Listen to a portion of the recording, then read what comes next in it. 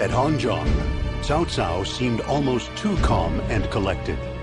Zhuge Liang could not help but feel uneasy. With Hanzhong under its control, Shu had stabilized as a country and was gaining momentum. As if in celebration of their good fortune, Guan Yu marched north from Jing and attacked Wei at Fan Castle. If they could bring down Fan Castle, there would be nothing left standing between them and the Han Capital of Xuchang. With everything going so well, there was no reason to expect that their Wu allies would betray them. However, no matter what Zhuge Liang did, his worries could not be eased. Then, as the stage switched to east of Hanzhong at Fan Castle in Jing,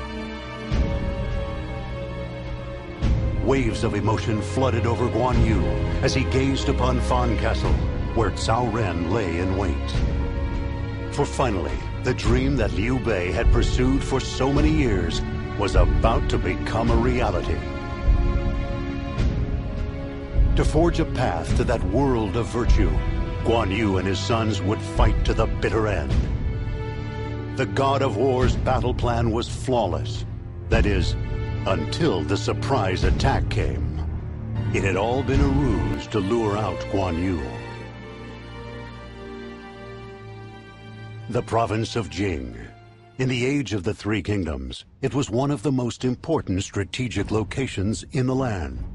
And as long as the brave Guan Yu stood guard there, it was a threat to both Wei and Wu.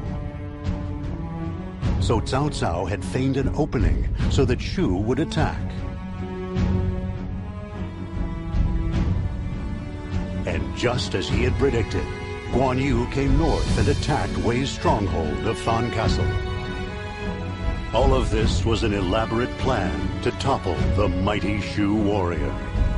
To realize this plan, he had sacrificed the lands of Hanzhong as well as his trusted lieutenant Xiahou Yuan. However, Cao Cao had no regrets. For Xiahou Yuan had chosen his duty, knowing that it would help lead his master to his ultimate goal of conquest. With what little life Cao Cao had remaining, he knew he must move to secure his legacy. He instructed Sima Yi and his men to work together with Wu in order to defeat Guan Yu. He could not show the slightest hint of his sadness at the loss of his right-hand man, nor of his own weakened state due to illness. At last, the price of Cao Cao's ambition had nearly caught up with him. Their attempt to capture Hefei ended in failure. However, as a result of the battle, Wei pulled back its forces, and Shu's safety was secured. As a show of gratitude, Liu Bei offered to return the lands of Jing to Wu. However, Guan Yu, who had been in charge of Jing's defense, remained there as per Zhuge Liang's instructions. Wu cursed the duplicity of Shu, but as long as the mighty Guan Yu remained, there was little they could do. After repeated negotiations, Wu and Shu agreed to split Jing in two between them.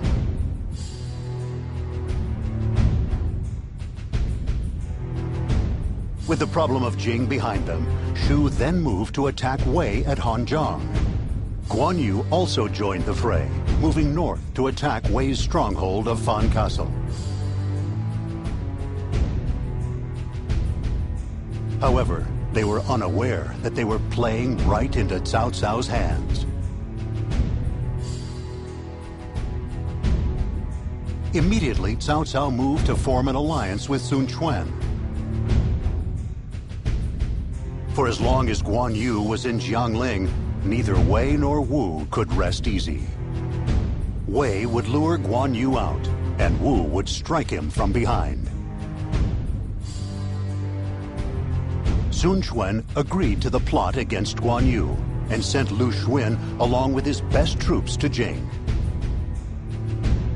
He did this despite knowing that doing so would stain his honor and brand him a traitor, and that this would cause immense grief to the sister he had given to Shu in marriage.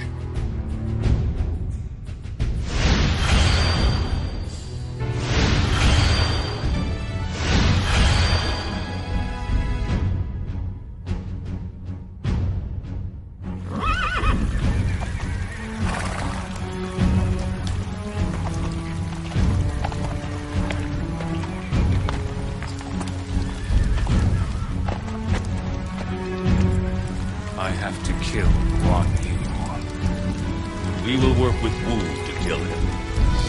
There is no need for you to go. Did you think I didn't know about your illness? We don't have time to sit idly by and wait for Wu to move. Guan Yu's defeat will bring our rule closer, but it is not the end of the road. Before you die, I will at least show you a glimpse of your dream. Don't worry. I'll finish this.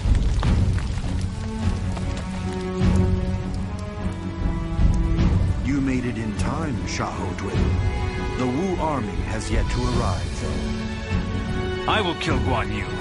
I don't need Wu for that. Father, the preparations for the flood attack are complete. Our units are also in place around the enemy position. Most impressive, my sons. Come, we must capture Fan Castle for the sake of our lord. I still can't believe it. That our lord would betray Liu Bei and side with Cao Cao. We cannot allow Shu to gain any extra momentum. So Wu and Wei must join forces in order to even out the balance of power. Our lord is ruled by his emotions. Surely it must have been a difficult decision for him to make. Our lord would even sacrifice his own principles in order to protect Wu. Precisely, Lu Xun. That is why we must go and prevent his efforts from being for naught.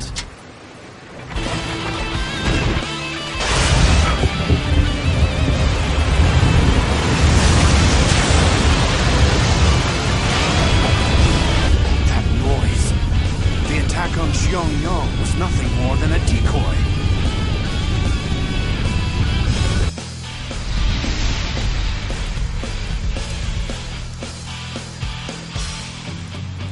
The enemy numbers are far greater than we had imagined.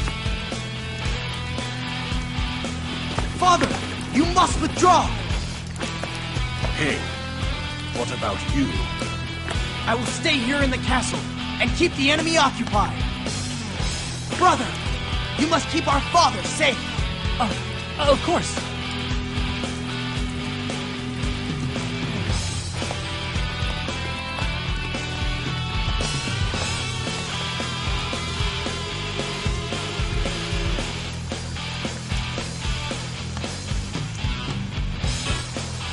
Guan Yu is nowhere to be found. He must have withdrawn from the battlefield. Wherever he is, he won't get away from us. Our debt to Wei has been paid. Why must we still attack Guan Yu? Jing is an important strategic location. Possessing it will lead to stability for Wu. But if we attack Guan Yu, then surely Liu Bei will seek to retaliate. When that time comes, Lu Xun, it will be up to you to defend Wu. Lord Lu Meng. The central gate has been breached. Shu forces have infiltrated Fan Castle. Finally, the water levels have subsided. Guan Yu has broken through our siege and begun his escape. However, it is too dangerous for us to give chase. We simply need to leave the pursuit up to Wu, so we can focus on strengthening the defenses at Fan Castle. No. If anybody is to slay Guan Yu, it is to be me. Very well. Then I wish you luck, my friend. We will slay Guan Yu and claim Jing in the name of Wu. All units, advance! Understood.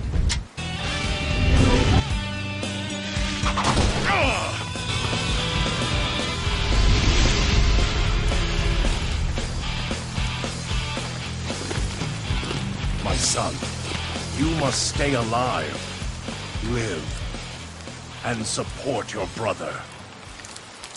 What are you talking about?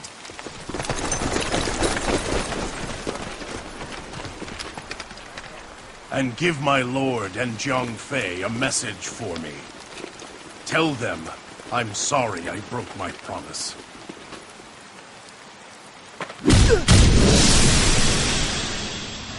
Farewell, my son. I have always been proud of you.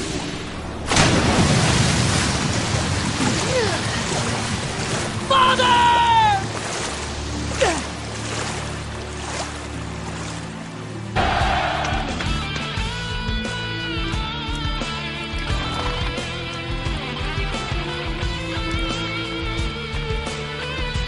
wish to fight me with that frail body? I might have known. You'd see. You're right. I am suffering from an illness.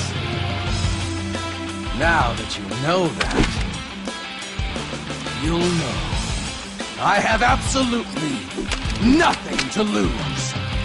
Your spirit remains strong. You deserve the honor of the absolute best I have to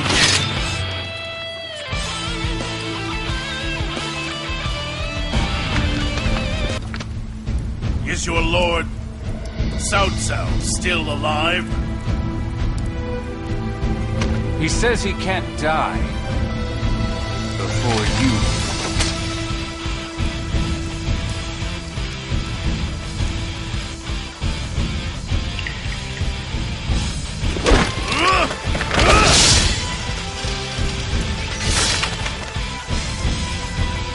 The road to conquest lies through you.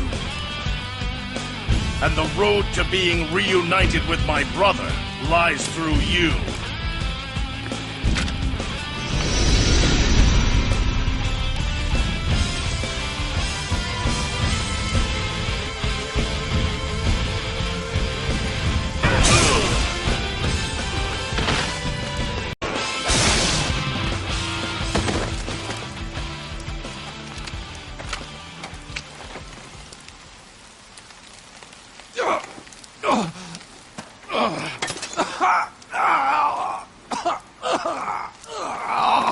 My lord!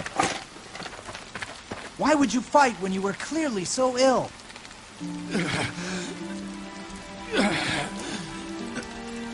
Jing province is ours at long last. And Lord Zhou Yu's dream is fulfilled. My lord. Your time begins now. Your talents must support the future of Wu.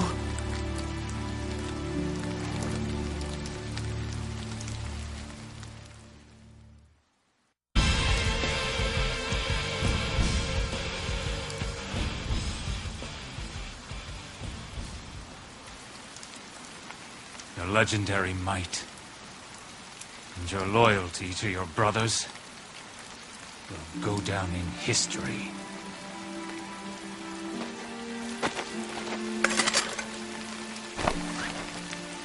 But I hated you with all my being.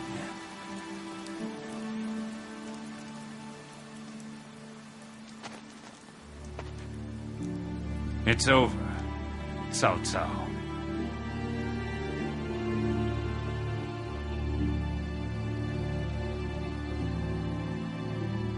Faded. Wu, having won the land of Jing, was now deeply indebted to Wei. Throughout it all, Cao Cao had maintained Wei's dominant position and forged a path toward a new age. Then, 6 months after the death of Guan Yu, Cao Cao would at last find peace and tranquility, following his long journey of cruelty and ambition.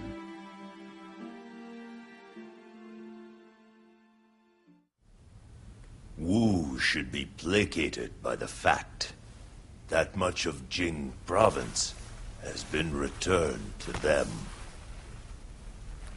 Once we eliminate Shu, they won't be able to offer any resistance.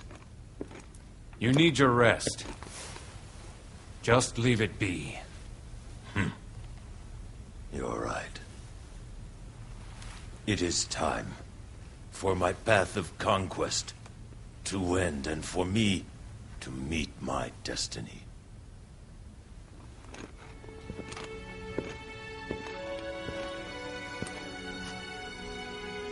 Xiao Dun, I couldn't have done it without you. Thank you. What nonsense is this? Tian Wei, I can finally tell you I'm sorry.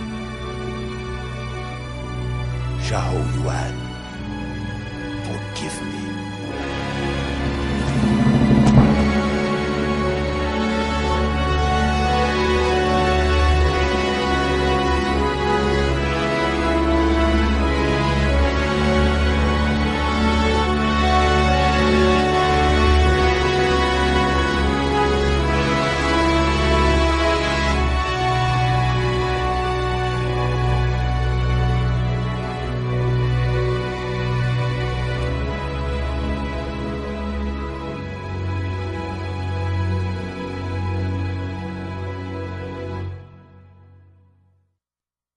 And so, Cao Cao left this earth. Upon succeeding his father, Cao Pi demanded that the Han Emperor relinquish the throne. And with the Emperor no longer possessing the authority to oppose him, Cao Pi became the Emperor of Wei.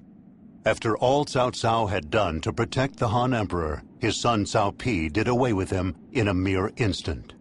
Perhaps this was an effort by the son to finally eclipse the father, or perhaps it was something else.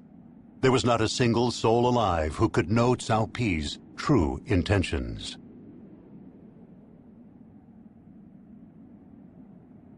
Long live the Emperor! Long live the Emperor!